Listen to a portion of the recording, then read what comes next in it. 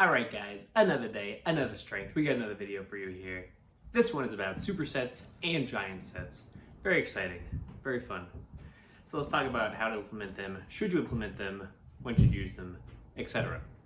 So superset, you got 2 movements done back to back, right? A giant set is 3 or 4 movements done in the same fashion back to back, right?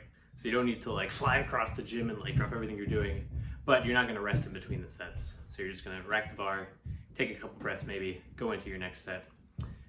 So for strength, in general, no thank you, right? I'd rather not have people do this. There are a couple situations in which you could do it if you had to.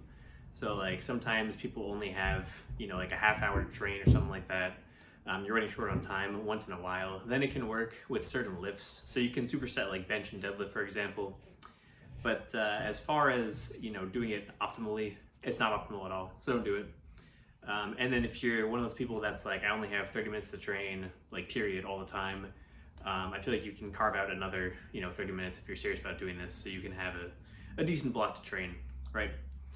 But yeah, so for strength, generally no. Now for muscle, on the other hand, heck yeah, it's encouraged. I think we should totally do it, right? So what are the benefits of doing it? It allows you to get more work, right? So you can do more for your muscles, and muscles that you would normally neglect, so you can get bigger muscles, which makes stronger muscles. So that's great, right? There's no more skipping movements, because like I said, you're not going to neglect these movements anymore. There's no excuse not to do them, because you can do a set of forearms and a set of calves and a set of triceps back to back, right? The movement patterns really synergize well together, so you can just kind of do a bunch of them back to back.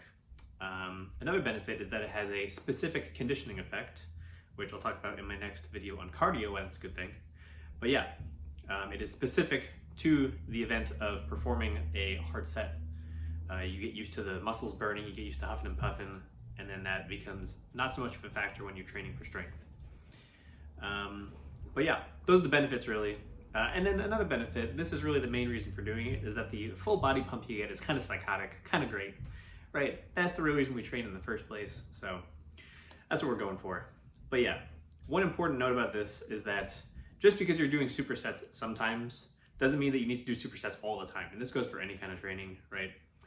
So you can implement supersets pretty easily for your upper body days, but you don't necessarily have to do them for every single workout, right? You could have an upper body day where you do supersets, and then you could have a lower body day where you don't do any supersets. One day could be a bench press, and then you superset vertical, overhead press and chin-ups, and then you superset incline dumbbell press and barbell rows, right?